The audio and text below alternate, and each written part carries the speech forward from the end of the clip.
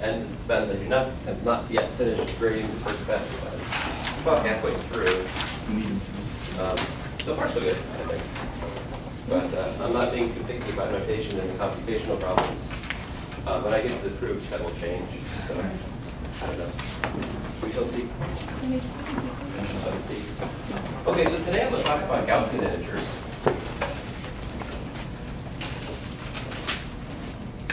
So what is a Gaussian integer, and why do we care?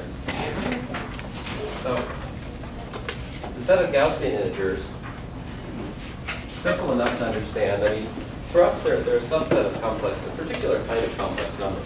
So this is the notation for it. Z adjoin I. So what you're looking at is a set of integer linear combinations of the number 1 and the number I. So you got A plus BI, such that A and B are integers. Okay, so that's a very nice object to consider.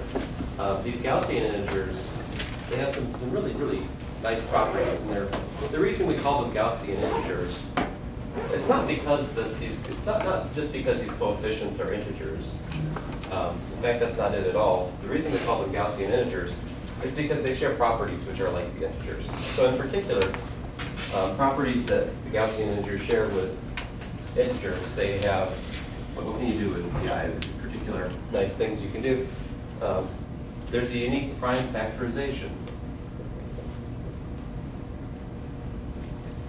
There's a unique prime factorization, as we'll see today. Now, I say unique, but that's not entirely accurate. It turns out that the units, well, ignoring the ambiguity, plus or minus 1 and plus or minus I, it turns out that those are the units. The Gaussian integers. I'll have more to say about that in a little bit. And so that's one thing, unique prime factorization. The other just awesome thing about Gaussian integers is they allow you this factor. They allow you to factor this quadratic form, x squared plus y squared equals to x plus iy. Indeed, in our first lecture in this course, we saw how this was connected with a little bit of speculation to the question of finding parameterization of Pythagorean triples due to Euclid. We'll get back to that eventually, maybe not today, but later in chapter 6, Stillwell. That's a huge reason for why we look at Gaussian integers, that formula right there. And so basically, we're going to see how the existence of so-called Gaussian primes of particular type provides proof of Fermat's theorem that if you have a prime greater than 2, then the prime is equal to a squared plus b squared for some a and b and n, if and only if the prime has the form n plus 4n plus 1. So here's one of our main results is the following: Fermat's 2-square theorem. And Fermat's 2-square theorem says the following. It says P is prime of the form P equals to a squared plus b squared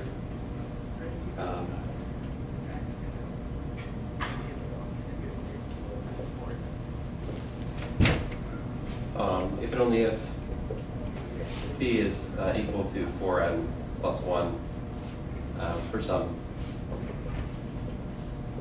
n in the integers.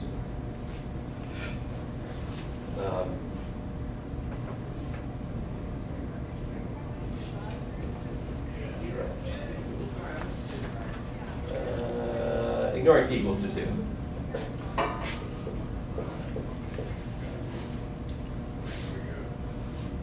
I mean, 2 is, after all, 1 squared plus 1 squared. And that's not of this type. Now, P equals to 2? Or P greater?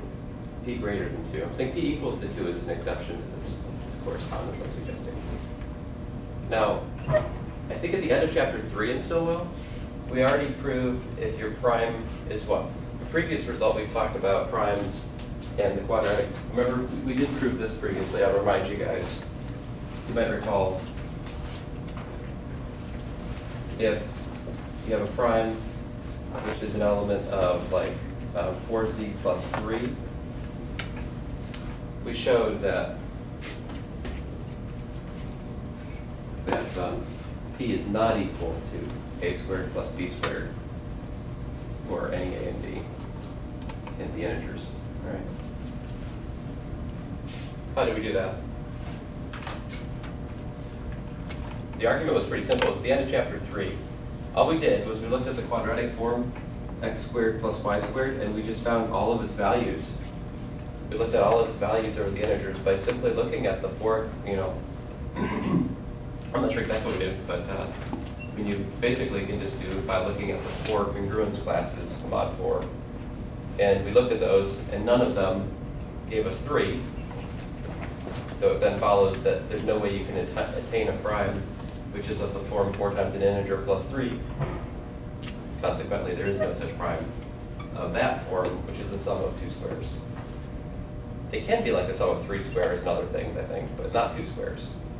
That's what would be an example of this. Just to, before I get carried away here. Let's see here. How about 7? Is that prime? Yeah, so I'm telling you there's no integer solution to this equation. Right?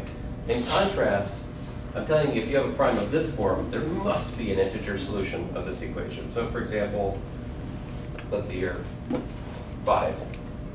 Be the most basic thing. 5 equals a squared plus b squared. I'm telling you, Fermat's 2 squares theorem says, not only is that equation reasonable, it has a solution. I mean, what's the solution in this case? 2 squared. Right, 2 squared plus 1 squared, right? That's no accident. That has to happen if the prime has that form. That's what Fermat's 2 squared theorem says. And we can prove that using the Gaussian integers, so let's do it. So what are the things about the Gaussian integers? Well, there's a norm, right? What's the norm? There's a norm and a conjugate. I guess I should start with the conjugate. And so the conjugate of 5a plus bi, that would be a minus bi, right?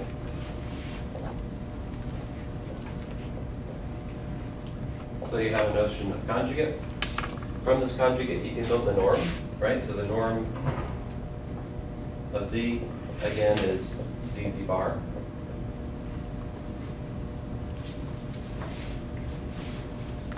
We looked at z adjoining the square root of 2, right? To understand Pell's equation a little bit.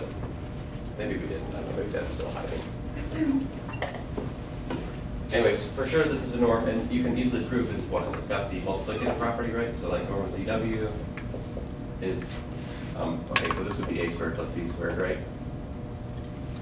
If z is equal to a plus ib. You're like, is it bi or is it ib? I don't know. I can't make up my mind. They commute. I'm not going to be a stickler about which way we write it. So norm of zw would be zw, parentheses, zw bar, conjugate, right? But properties of conjugate, complex conjugate, says that zz bar, ww bar, and there you go. The norm is multiplicative. That's so important to most of what we do with the Gaussian integers. All right.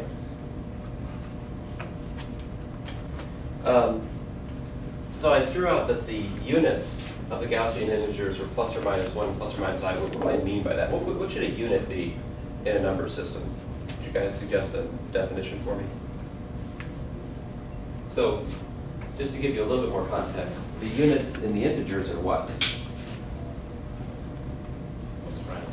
Yeah, units are plus or minus 1, right? And that, so we say we have unique factorization in the integers, right? That's not entirely honest, because if I look at 22, I have 2 times 11, right?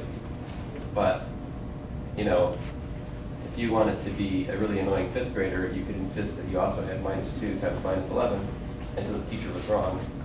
The question didn't make sense. You could do it either way, so which answer did you want? You can't have more than one answer to a math question, right? It's math is true. It has to be a unique thing that's true, right? Maybe in kindergarten math, but not in real math. There could be more than one answer. All right? So yes, these are different prime factorizations. I mean, okay, so technically these are primes, is the thing.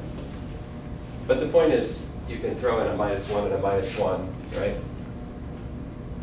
Well, I don't know, let me stop talking about this. The point is, in the Gaussian integers, you have these. So how should we define, like, what should be our definition? What do you guys think for a unit? The number is equal to 1. Numbers are equal to 1? The norm. Oh, the norm is equal to 1. I think that is true, but why? I mean, more fundamentally, what's a unit?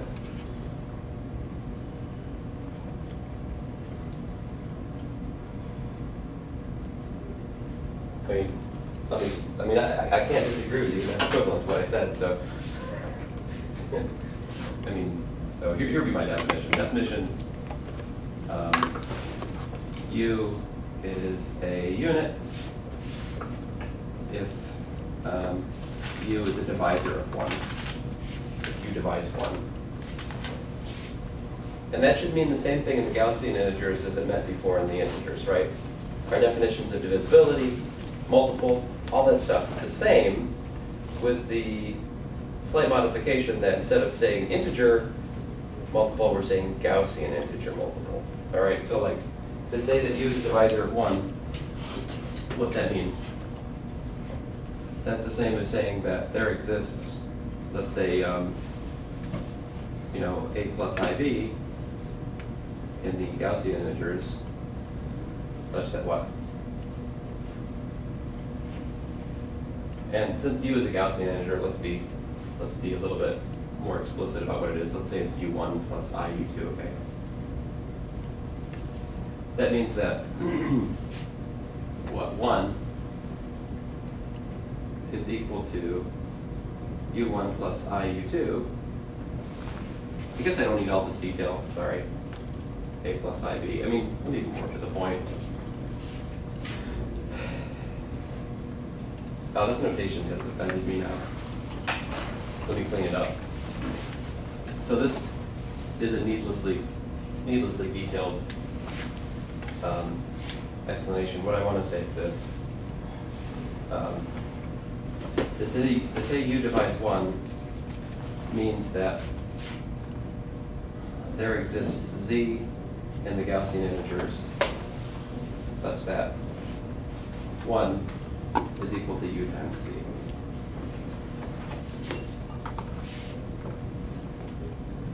But understand that U is a shorthand for a complex integer combination, U1 plus IU2. And the Z is, again, a complex number. It's A plus IB. That's what it means to say that U is a divisor of 1 here. But then we use the property of the norm, right? Take the norm of this equation. What does it say about the norm of U and the norm of Z?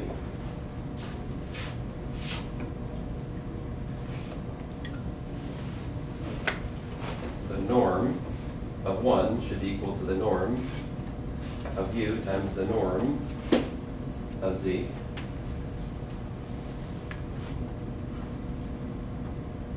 The norm of 1 is 1. Mm-hmm.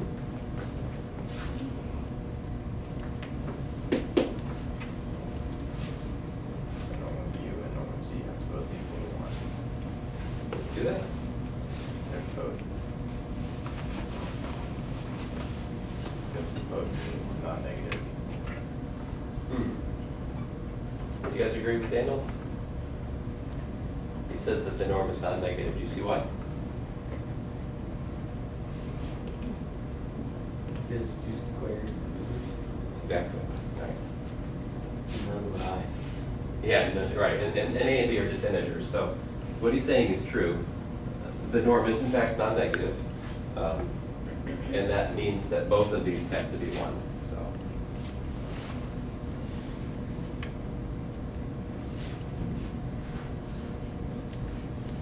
Now this would be, in marked contrast, if we go through the same kind of calculation for Z adjoining the square root of 2, this discussion will go much differently.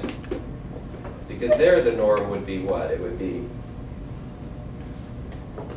if instead of adjoining I, if we looked at just, let me just step out of chapter 6 here for just a second. You shouldn't mind me doing this. I'm helping you with one of your Chroma problems. If we were instead looking at z adjoins square root 2, right?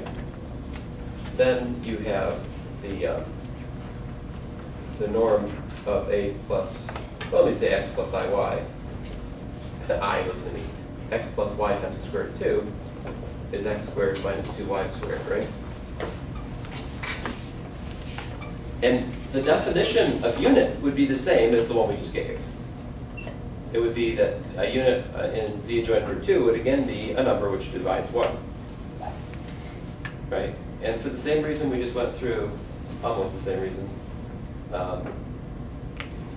Well, I think the norm now, if you look at x squared minus 2y squared, it's not negative anymore, right? So when we got to the same argument, we get to this point right here in the analogous argument, you'd find that the norm of u could be plus or minus 1. So the units in the Gaussian, in the anti-Gaussian integers, but the units in here would be solutions basically of x squared minus 2y squared equals plus or minus 1. So that would be the characterization of units in that set. That's hopeless. Like, how do you solve the Diophantine equation? X squared minus 2y squared equal to plus or minus 1. I don't know anything about that, except that we do. That was the previous chapter, right? That's Pell's equation. Which is kind of bad news because it means that there's infinitely many units in z adjoint root 2. Like every solution to Pell's equation. And I don't know what you call it with minus 1. Is that an anti-Pell equation? I don't know. I don't know what the name of those things are. But I know that we could solve those stupid things, and they had a group structure, and it was very nice, blah, blah, blah. In contrast, here it's very simple. Because the norm is non-negative, you only get 1. Which then, in tune, means that you have to solve what? A squared plus b squared equals to 1, right? And what are the solutions to that? Integer solutions to that. We'll just draw a circle, right? You got this one, this one, this one, and this one. A equals 1, B equals 0, B equals 1, A equals 0, A equals minus 1, B equals 0, and B equals minus 1, and A equals 0, corresponding to plus or minus 1 and plus or minus I. Those are your units. Sorry, I think this is one of your homework problems, but I think it's important to this lecture, so I decided to spoil your homework and show you. Okay?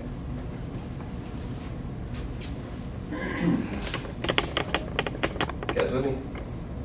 So, I hope we did a little bit more than just the Gaussian integers here. I hope you have some idea of what a unit is. You got to solve the question of what are the divisors of 1 to answer the question of what's a unit in your number system.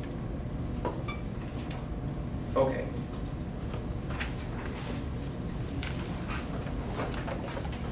Here's so why do we care about norm? The amazing thing about the norm is that it brings us back to this lovely world of the integers where we know so much. So here's basically one crucial theorem. If alpha divides gamma, then the norm of alpha divides the norm of gamma. So here is a statement. Here I'm talking about Gaussian integers, right? Here I'm talking about integers.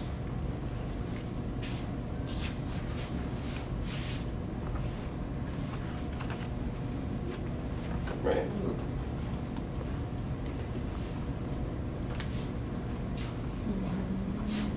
I mean, the proof is pretty much immediate from the multiplicative property of the norm. Right? Let me just take a second to prove it, though.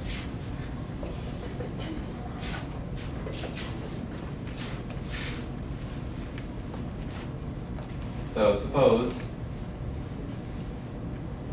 alpha divides gamma, then there exists mu in the Gaussian integers, right? Such that what? gamma is equal to what? Mu times alpha, right? But then, if you take the norm of this equation, norm of gamma is equal to the norm of mu times the norm of alpha. These are all integers because they're formed from adding squares of integers together, right?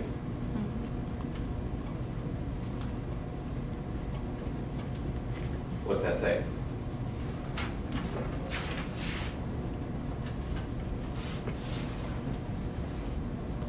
The norm of alpha divides the norm of gamma.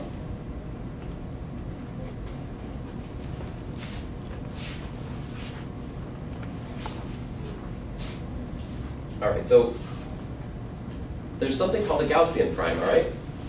So a Gaussian prime is the analog of a prime to the Gaussian integers, as just like a prime is a prime to the integers, right? I mean, so what should it mean for something to be a Gaussian integer? To be a Gaussian prime. Oh, I'm sorry, to be a Gaussian prime, yes. Yeah, Gaussian integer we talked about. Some detail. So the divisors are units and itself times Yeah, I think that's it. That's one definition. So definition, say A plus IB, element of Z, I is a Gaussian prime.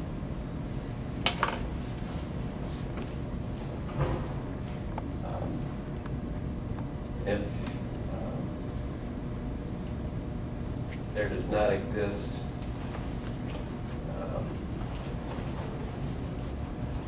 let me call this thing Z, just for the sake of discussion, okay? If there does not exist, say, alpha and beta in the Gaussian integers, such that what? Z is equal to alpha times beta, and the norm of alpha and the norm of beta are less than norm of Z.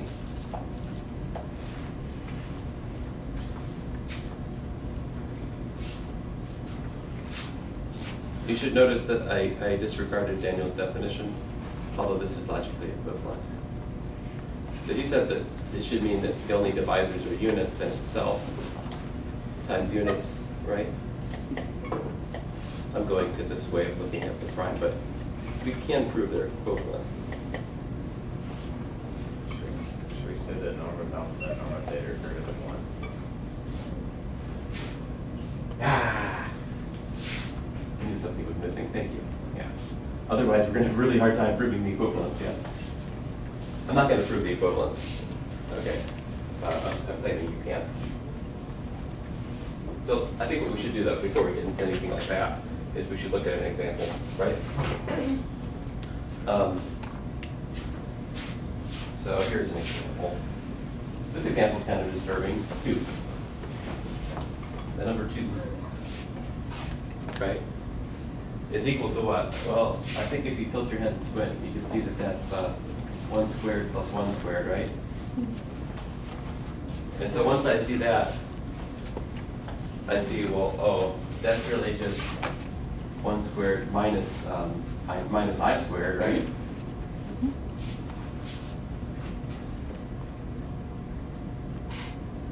So it's the difference of perfect squares. In fact, it's 1 plus I times 1 minus I, right? Are those Gaussian integers? Yeah, so let's check it out. The norm of 2 is 2 squared, which is 4. The norm of 1 plus or minus I is 1 squared plus 1 squared, which is 2. So 2 is an example of a number which is a prime in the integers, right? But is not a Gaussian prime.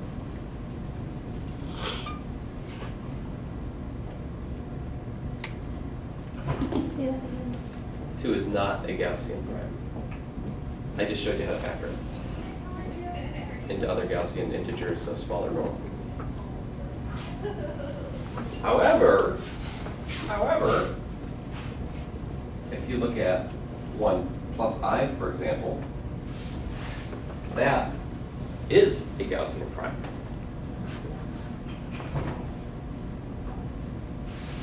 Let's suppose otherwise. See what happens. Suppose 1 plus I is not a Gaussian prime. What would that mean? We could do what? We could write that this is alpha times beta, right? But then you take the norm of both sides, right? And so you get norm of 1 plus I is norm of alpha times norm of beta, right? So on the left-hand side, I have 2,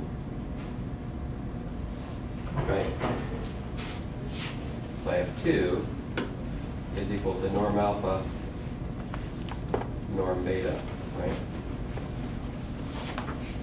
For norm alpha, norm beta, what kind of numbers are these?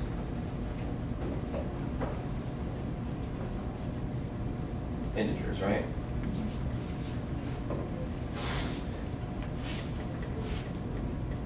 What the prime divisor property say? If a prime divides a product, yeah, it divides one or the other, right? So that means that either norm alpha or norm beta is at least 2.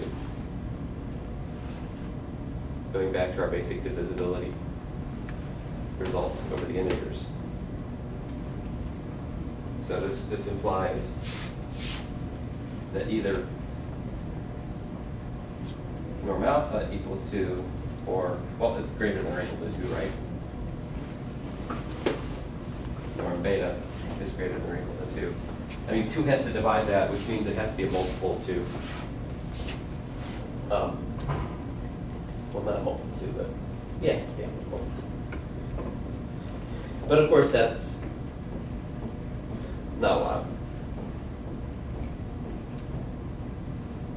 In other words, you cannot factor 1 plus I over the Gaussian integers. You can't find other Gaussian integers whose product is this, unless we're doing something silly, right?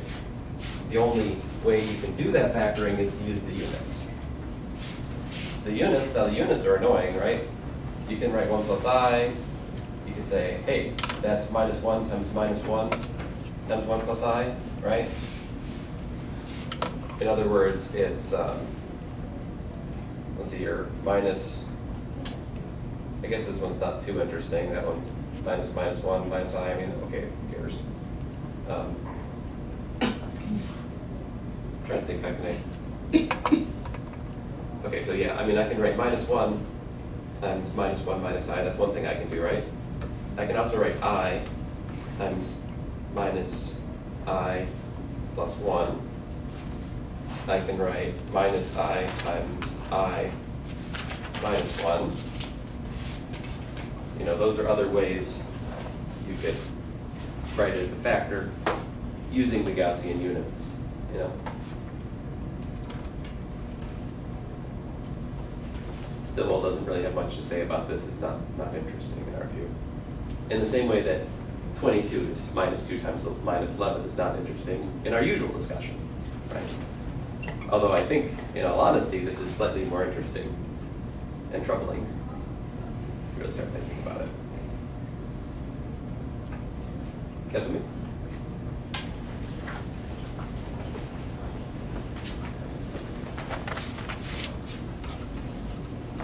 All right. Another example of a Gaussian prime would be 4 plus I. Look at that one. Another example. If we look at Z equals to 4 plus I, the norm of Z is what? 4 squared plus 1 squared, which is 17, which happens to be prime, right? And so again, basically you face the same argument I just gave in this previous example. if this was to have, you know, alpha times beta, if it was to have divisors over the Gaussian integers, that would imply what? Either the norm of alpha divides 17, or the norm of beta divides 17. Which means that they're greater than or equal to 7. One or the other of those greater than or equal to 17, which means that they're not allowed in terms of a proper factorization of a Gaussian integer.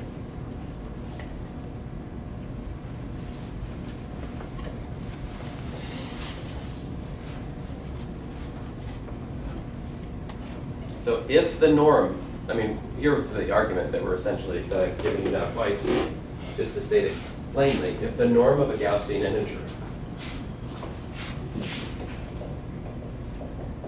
if the norm of a plus ib is equal to p prime, then a plus ib is Gaussian prime.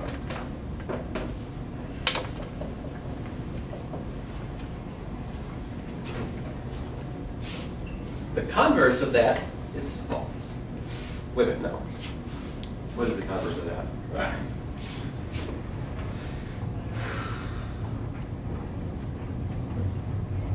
Do all Gaussian primes have to have,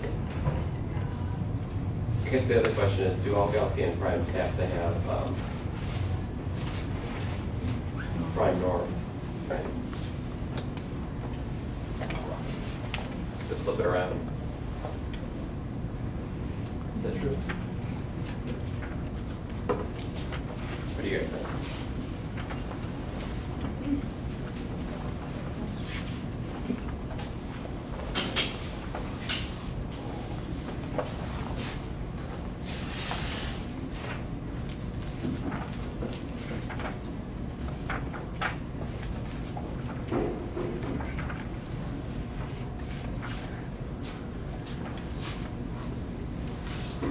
I'm going to let us stew over that.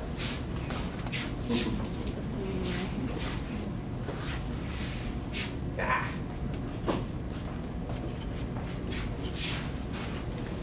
I have some examples to add to Stillwell. Right now I'm kind of following his examples, but I have a few things to add. I've worked out some examples, some explicit examples that I think you guys will like. Well, I hope you'll like it. I don't know. We're going to see how to do other things like Euclidean algorithm in our context here, or the division algorithm. So I think it's pretty interesting. All right.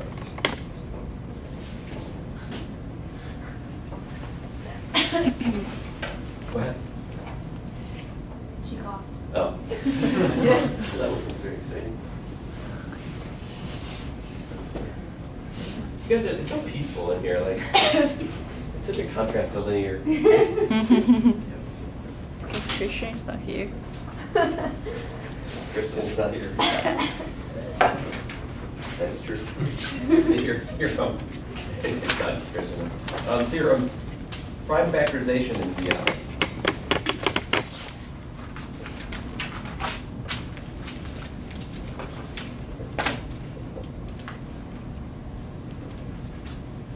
Okay, so here's the theorem. Any Gaussian integer factors in Gaussian primes.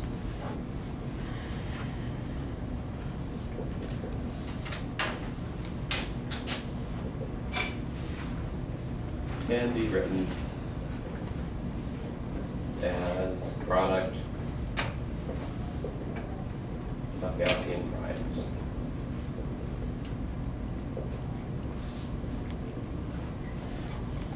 The uniqueness is dealt with in the next section.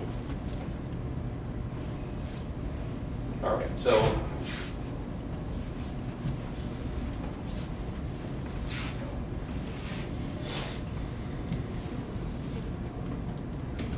how do you prove this?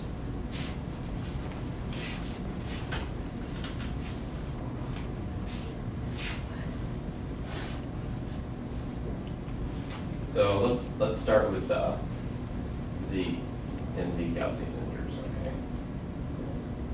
So I'm thinking of z as being a plus ib, but since the details of a and b don't really matter for this discussion, who cares? Let's just call it z. If z is prime, or rather, if z is a Gaussian prime, we need to be careful to say Gaussian prime and to say prime. Like every so often, Stillwell says prime where he means Gaussian prime. He's pretty careful about not doing that, but it's really important not to do that here because there's a distinction, right? 2 is prime, but is not Gaussian prime. Okay, so let's suppose z is Gaussian prime. If z is Gaussian prime, and I get tired of writing Gaussian, so I'm just going to say g prime. Then we're done, right? We can work in it. Otherwise, what? Z is equal to, say, alpha 1 times alpha 2. Right? Where 1 is less than the norm of alpha 1, norm of alpha 2, and in comparison, so those are smaller in norm than the given thing we're factoring, and they're not units, right?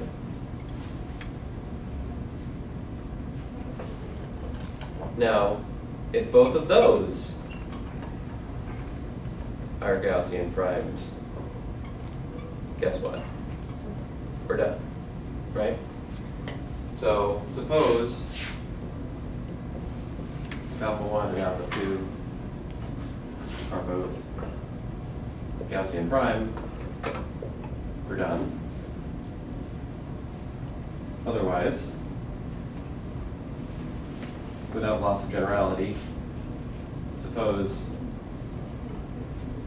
alpha 1 is composite. I guess I should say Gaussian composite to be clear. In other words, alpha 1 is equal to alpha 3 times alpha 4, right? Where what? 1 is less than the norm. I'm regretting this notation, norm. I bet anybody who works in this doesn't use this notation. It's really obnoxious.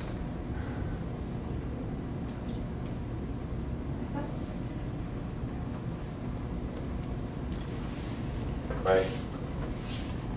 What is it? I mean, we could use modulus squared and just the complex modulus squared for what it's worth, but that's only comfortable to you if you've had complex variables, and most of you haven't, so I wouldn't do that to you. So what? Again, either alpha 3 and alpha 4 are Gaussian primes, in which case you've got z is equal to alpha 1 times alpha 3 times alpha 4, you're done, right? Or what? Or one of alpha 3 and alpha 4 is composite, right?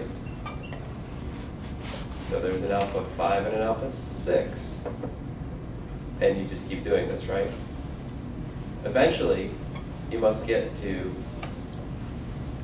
a list of Gaussian primes. Why?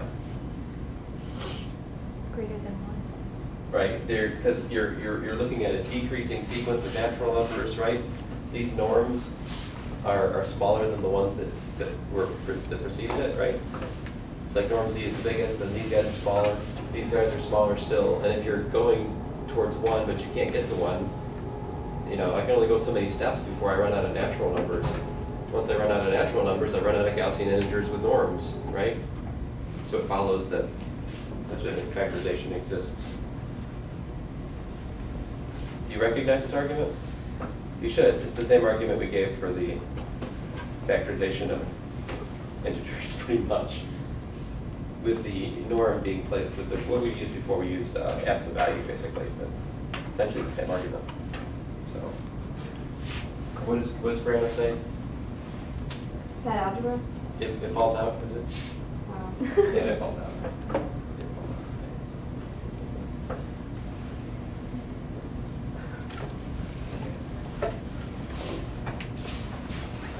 I could perhaps write some more and/or invent some notation to make it more, careful, but I'm gonna go on here.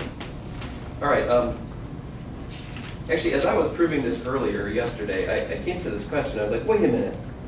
But how do I know that there exist integers such that alpha factors?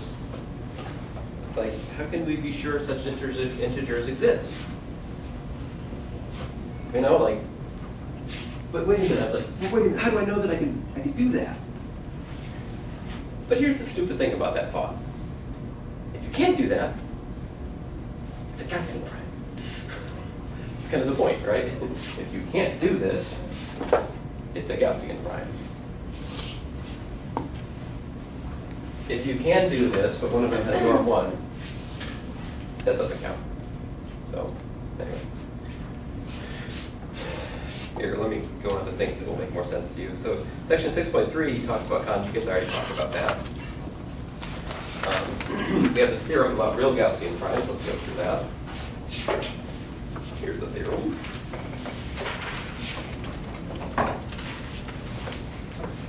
An ordinary prime P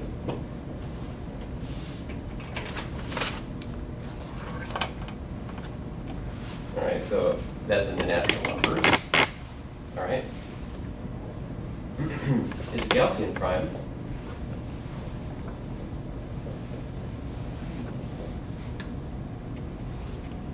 if and only if P is not equal to a squared plus b squared for some a and b in the natural numbers.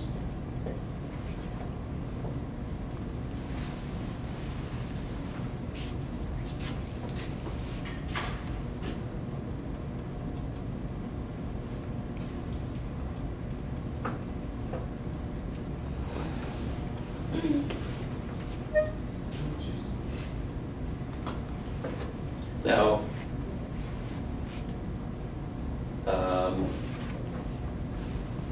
you know, before I even get to the proof of the theorem, let me just pause and talk about the case of equality, right? Even before the proof. I think it's useful to say this before we get into the proof. Let me just pause for a second here and make a comment, right? If z is equal to a squared plus b squared, right? And a and b are integers. You can rewrite that, right, at the difference of perfect squares. You can rewrite that as a squared minus ib quantity squared. Because I squared is minus 1, so minus of minus 1 is plus 1, right? But difference of perfect squares, you know what to do with that. It factors like this, right? A minus ib, a plus ib.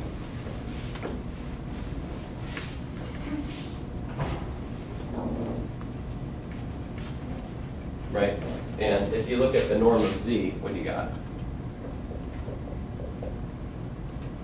It's this thing squared, actually, right? So it's a squared plus b squared squared, which would be a to the 4th plus 2a squared b squared plus b to the 4th. Versus what? The norm of a plus or minus ib, which is what?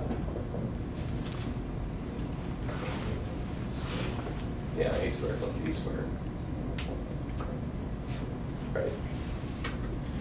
And I argue that it's almost immediately obvious that that's less than a to the 4th plus 2a squared b squared plus b to the 4th for a and b in the natural numbers.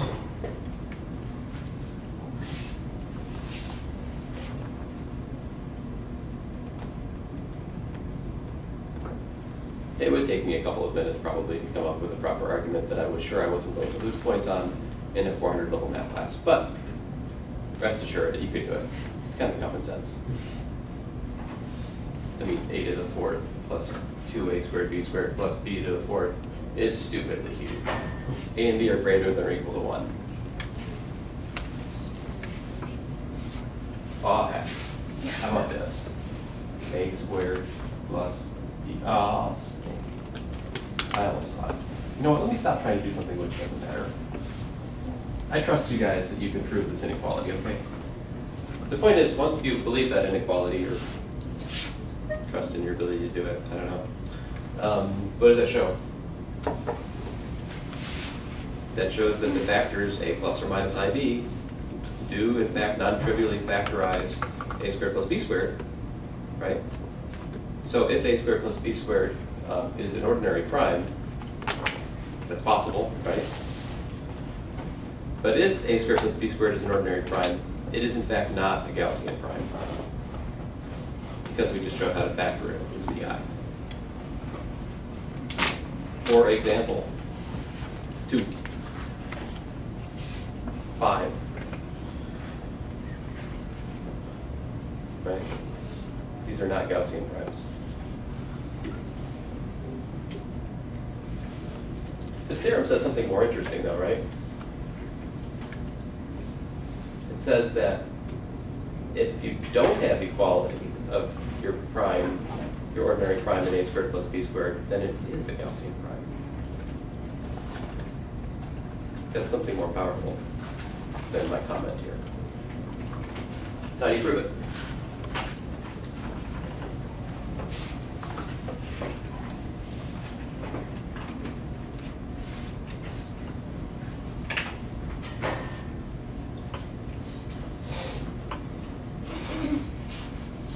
So I think we start by doing, I start my notes here by the converse direction, all right? So I'll do it over here.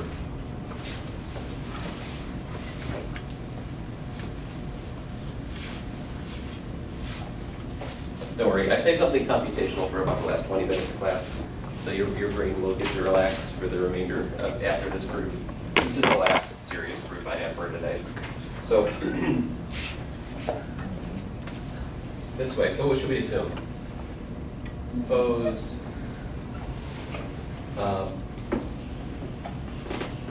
E is not equal to a squared plus b squared, right?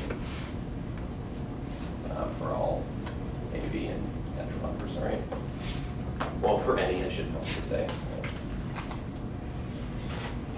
All right, so then what?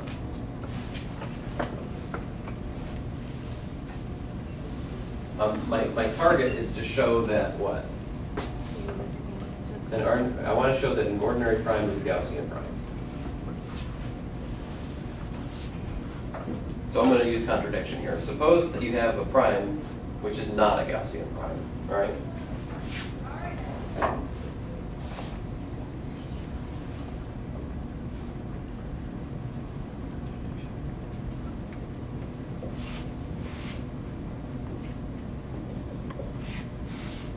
Because the claim is that, what?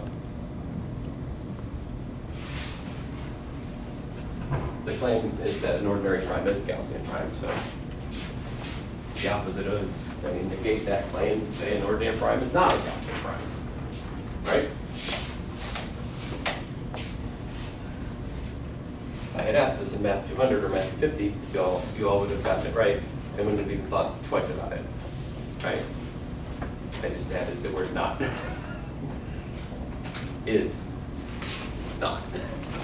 Okay. Not a good deal. Then what? Is that, should that be P part of? Oh, 10. Yeah, sorry. My apologies. Okay, then what?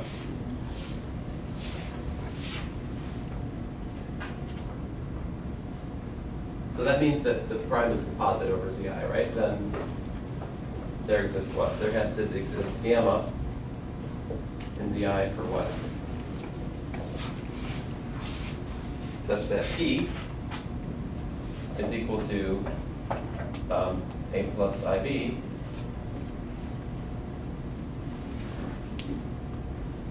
times gamma. Why did I say A plus IB?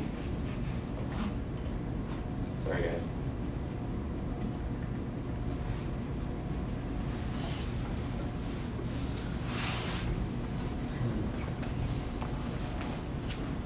That's just the other Gaussian here.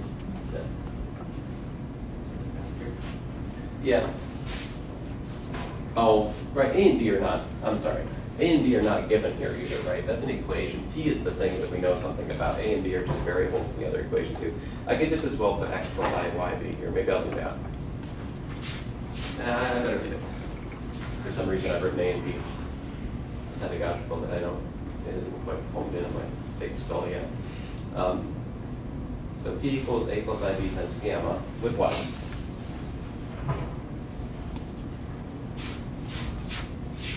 To make it an honest to goodness factoring, we need the norm of A plus IB is what? A squared plus B squared, right? That has to be less than what? And let me just say comma, the norm of gamma. Both of these guys have to be less than what? The norm of P, right? Which is what?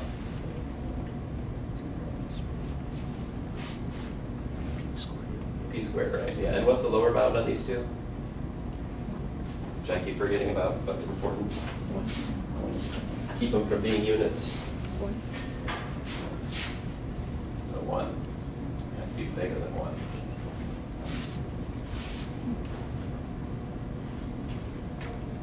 But by the theorem I stated earlier today, the norm of A plus IB and the norm of gamma, what do? They have to divide the norm of P, right?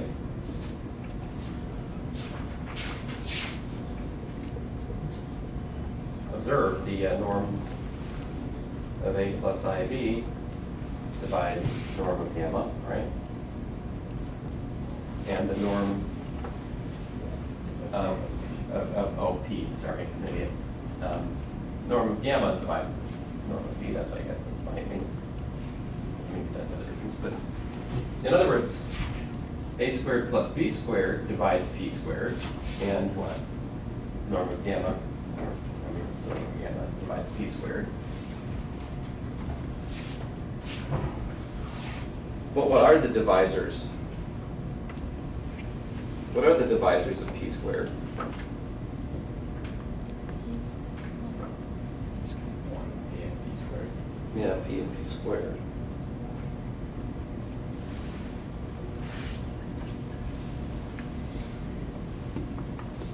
Sorry.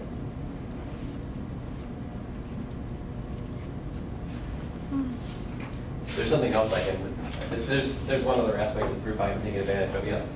So I think we're going to need this other little tidbit in order to connect the, complete the thought here, so let me do it. The other thing we can do is we can look at the conjugate, right? So if I have this, what else do I have? I also have that the conjugate of P is equal to A minus IB times gamma conjugate. Of course, the conjugate of P is just P, because P is a real number. I mean, it's an integer in particular. And what does this say? P squared is P times P, right? But that's also equal to A plus IB times gamma, which is, by the way, the same as A minus IB times gamma bar. But you see what that is? That's A squared plus B squared times the norm of gamma.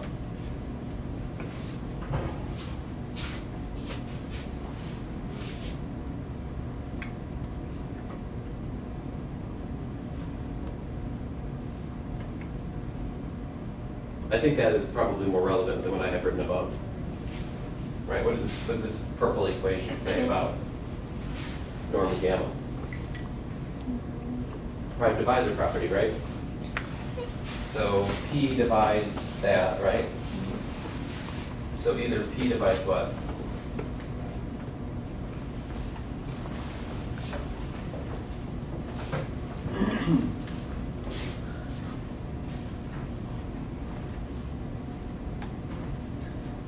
Fine.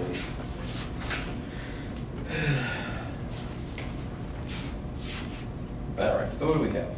We have P squared, right, is equal to this times this. Let me call this thing C1, let me call this thing C2 at home. I'm writing the notes. You got this equation, P squared is equal to C1, C2. What are the solutions to that? Given that C1 and C2 are not equal to 1, they're larger than 1, right? They're positive. There's really only one solution to that, which is what? Yeah, they both have to be p, right?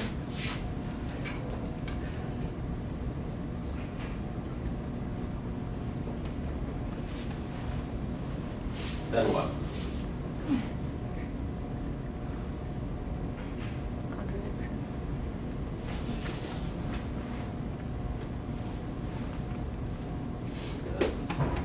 So you have a squared plus b squared equals to p. A squared plus b squared. Right. Which is a contradiction. That contradicts what? What we assumed. Oh, yeah. Which is a contradiction, right? Yeah. Hence what? There does not exist gamma in zi, which factors, right?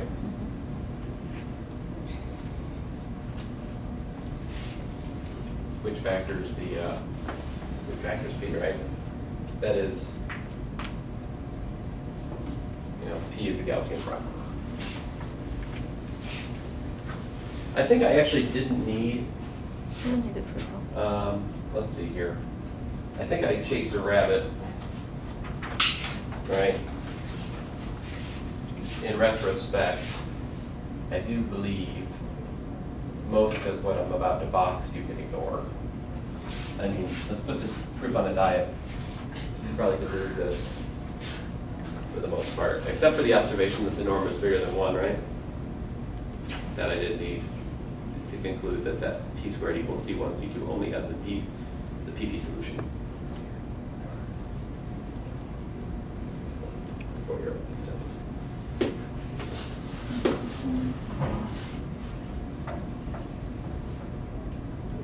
Conversely, right? Well, the converse direction to the proof I already dealt with in the comment, actually, right?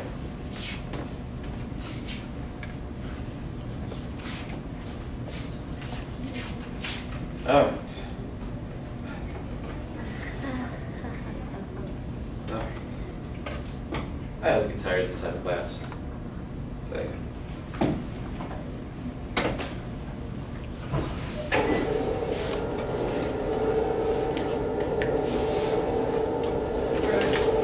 did I not? Oh. What's that? No, it's okay. What? I will. Oh, go away. I don't understand. I think he forgot to bring his computer. So, no? That's why we didn't use that. Oh, why? So you didn't bring his laptop? Yeah. I think so. All right, guys. So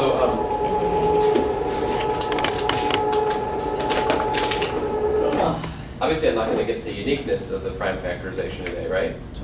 But I will talk to you about the thing which basically empowers us to make that conclusion, which is the division algorithm. There is a division algorithm in the Gaussian integers. Let me show you how it works.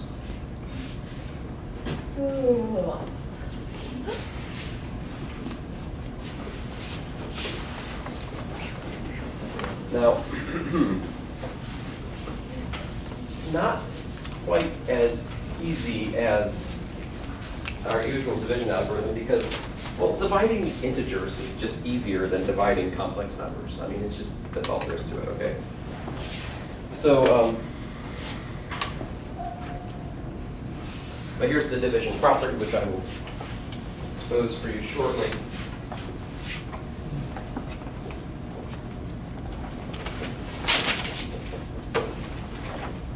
Once we have this, basically the logic follows. We immediately get Euclidean algorithm, and then hence the prime divisor property and uniqueness, like modulo unus, of course, but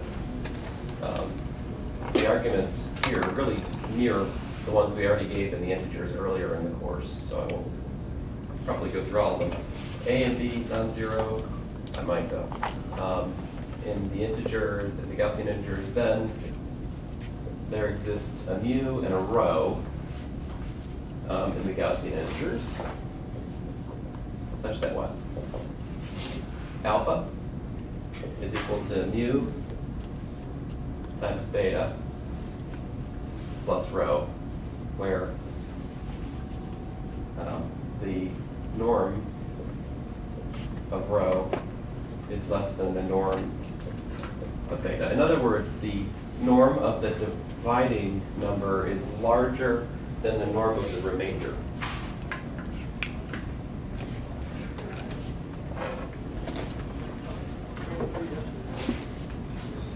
Now, he talks about a square. I mean, basically his point is you're trying to find alpha close to certain integer combinations of beta. So if you look at beta and you look at I beta, so here's the complex plane, right? Here's your 0. If this is beta, right? Where's I beta?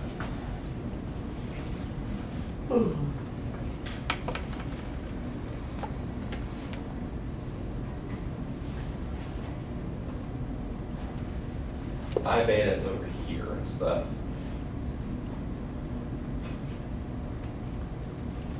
here's I beta. Where's minus beta? Down here. Where's minus I beta? It's down here. What happens if I take I beta and I add beta to it? I get up here, right? So there's I beta plus beta.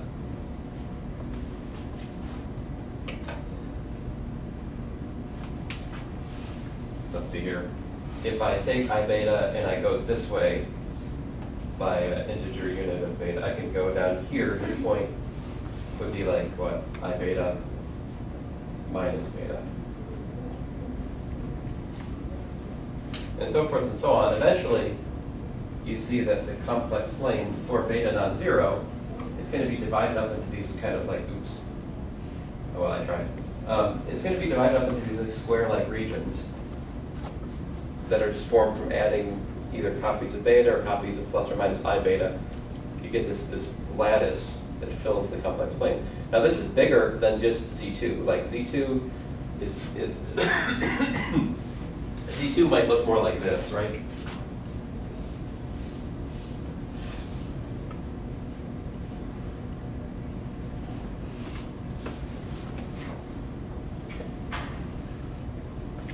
So here I'm saying beta was equal to, let's see here, 1, 2, 3, 4, 1, 2, 3. So apparently my beta for my picture is 4 plus 4i.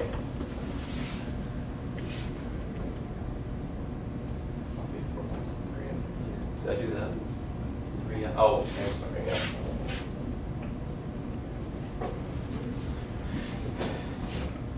So here, for example, if I pick like some alpha inside this square, say this one. Let's see here, 1 plus, we got 4i.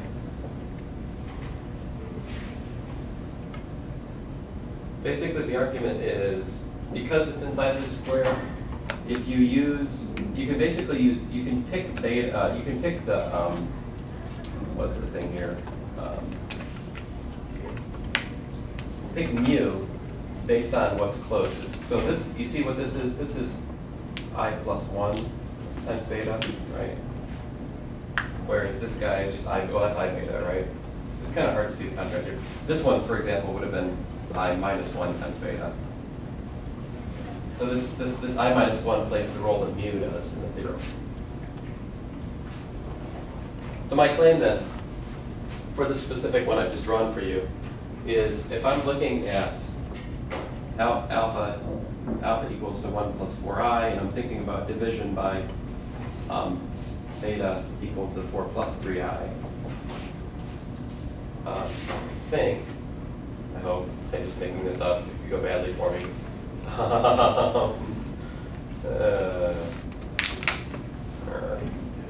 Should probably go back to my notes if I had any common sense. See, late for that. Let's see here. So, goodness gracious, I think that, oh, that one's really close. Oh, that's very boring. This guy is mu equal to what? Mu is 1.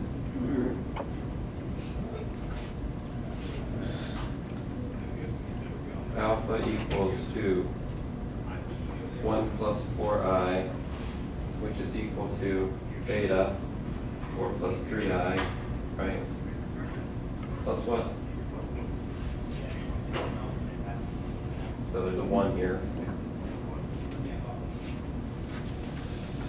You guys can actually see that. What's my remainder if I do that?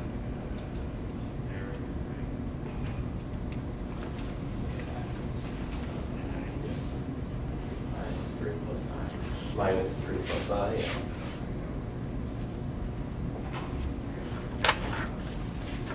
So here's my quote-unquote rho. What's the norm of rho? 10, right? What's the norm of beta? 3.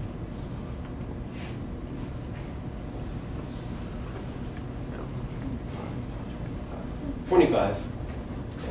Yeah, as advertised. There you go. Would you also let alpha equal to rho?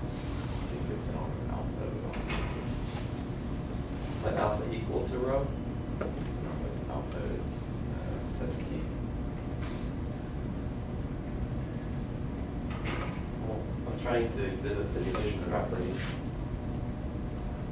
I guess what I'm trying to say is there are more than one solution, like not solution, but more than Yes. one, yeah. There's the catch. It's not. So I was talking to my brother about this. Apparently, if you want uniqueness for the division algorithm, it's a pretty severe restriction on your ring. He said it means that the ring is either a field, like the reals or complexes, or it's formed from polynomials over a field, if I recall correctly. Which should cause you pause, right? Because the integers are neither of those things, but we have a division algorithm there, right? Well, there we have something ad hoc in addition. We have linear ordering. We have the less than relation, and that allows us to see past that ambiguity, the plus minus ambiguity, right? We choose a positive remainder. Here, we choose nearest neighbor for alpha. And so if you think about this, this is like a lattice, right? So if you pick any alpha, it's going to be inside some square where you've got plus or minus multiples of beta and I beta, above, below, left, and right. And you just pick the closest one. That will tell you what you should choose for mu, geometrically. Now let me show you a more clear example. That's not the algorithm, okay? That's just kind of trying to, that in some sense is probably the closest I'm going to get to proving that in here. But that actually is essentially, well, that's the proof Stillwell gives. I wasn't terribly convinced by it when I first looked at it, and then I started thinking about it more, and finally it kind of dawned on me. Here's a way, a method. Here's what you can do. So suppose you want to, you have z, you want to divide by w in zi, right? So what you do is you just calculate z over w in the complexes, and then you pick, closest point in zi. Because after all, we can calculate z over w in the complexes. That's like a known thing. Let me show you. Maybe it's not known to you guys yet. Here's my example that I actually worked out.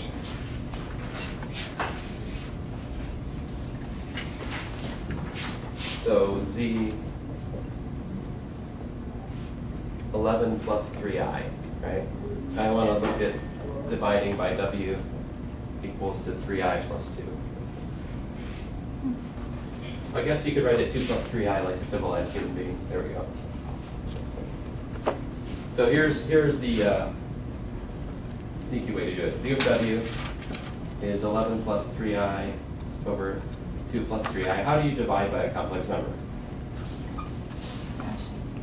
Rationalize it. Exactly. Sure, it's a lot of money.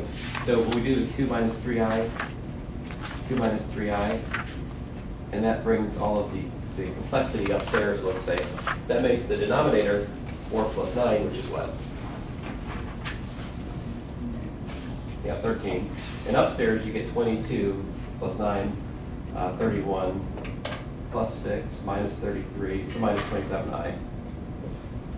So if you look at it, you got like 31 over 13 plus, or rather minus.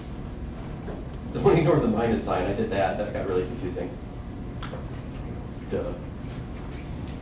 What's closest to that? You don't need this. I mean, this picture is great if you like geometry. It's interesting. Many, many classes of number theory or abstract algebra have been assigned this as some kind of group project. Start looking on Google this, you'll find all kinds of stuff. So what does this mean?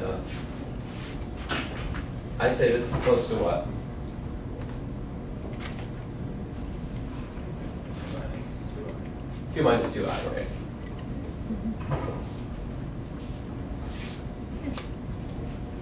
And so basically then that says z is equal to w, which was what?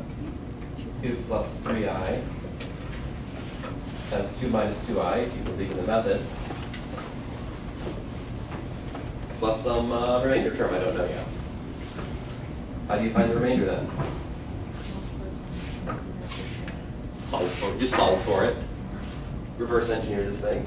So I think Bailey should understand. Sorry.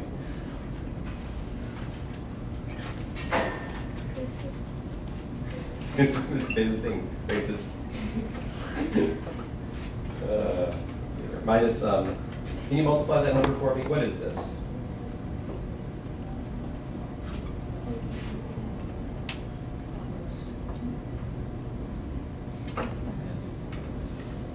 Yeah, 4 plus 6 is 10. I'm going to put this parentheses. 10, what? Plus 6i. Oh, it's just 10? No, It's 10 minus 2i. 10 plus 2i. So what's my remainder then?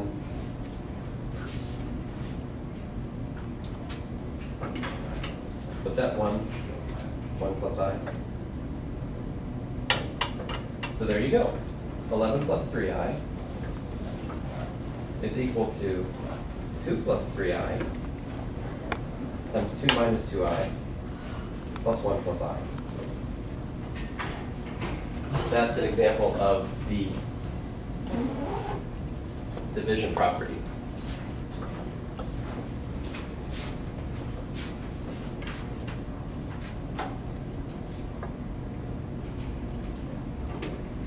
Just give me 2 minutes. I will make this ever so more interesting. So here's how you can do the Euclidean algorithm. I did the first division, right? So keep going. We can find the greatest common divisor. We can find the greatest common divisor of z and w. Same way we did before. Let me show you. So here we go. 11 plus 3i, comma 2 plus 3i, right? And I'll use the sort of the vector algorithm like we learned before, zw. So bring this guy down. 2 plus 3i. What's the remainder of this divided by that? 1 plus I. 1 plus I? Okay, so the w, that's the easy part. What did we do? What did we do to z? We took z minus 1. This times w, right? So z minus 2 minus 2i.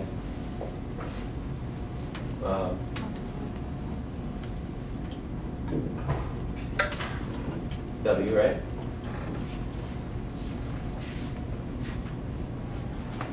Then what do we do?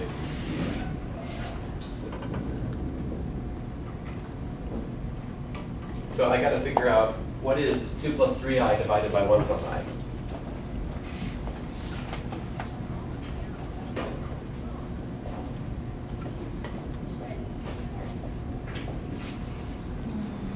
All right. So I will just tell you the remainder is minus I.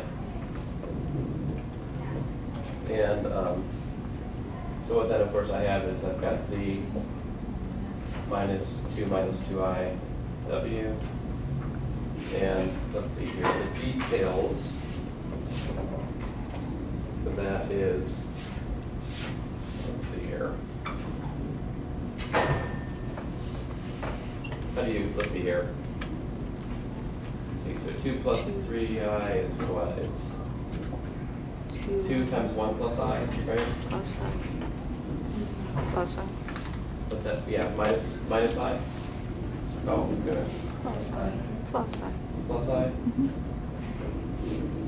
Huh. Oh, that's weird. I like that one better. I found it differently in the notes. As Daniel has warned us earlier, it's not unique. So, hey, this is easier, right? Let's go with this. What's that say? The remainder is what? I. And what did we do? To get from 2 plus 3i to I, we took this and subtracted twice that, right? So I just take, what do I got here? I got w minus 2 times Pac-Man. Right? And so let me write that out. I've got w minus 2 times z minus parentheses 2 minus 2i times w. All of that's equal to I. Let's clean this up. What does this give us? W minus 2z plus 4 minus 4i times w. Bring the w's together. What do you got? You got 5 minus 4i times w, right? Minus 2z.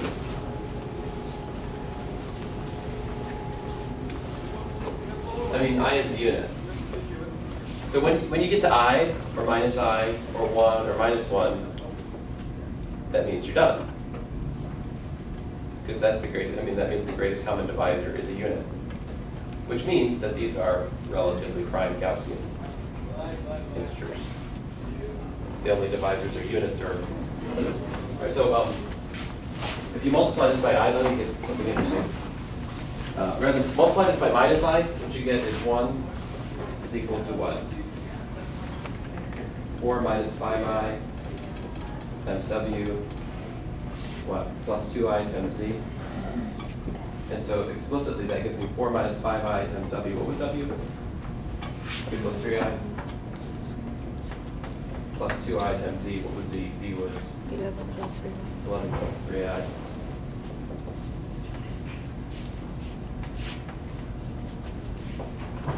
And you can check and see if it works. I'm kind of nervous to do that though. Minus 10 plus 12. I think it's minus 4 plus 5. Oh, minus 4 plus 5i? Okay. I'll believe you, because my check was not working. But anyway, what's that? Minus 5. Oh, minus 5? Minus 4 minus 5i? Anyway, modulo an arithmetic mistake. And acknowledge it is a royal pain to actually do the division here compared to the ordinary. I mean, you divide 3 into 11, what do you do? 3 times 3 is 9, 9 plus 2 is 11, remainder is 2, done. Now you actually have to kind of think about it for each division. But it can be done. So, anyway, I shut up. Thanks, guys. I should have your test back Thursday, I'm pretty sure. And then by and large, you guys are doing pretty well. I'm very happy with that.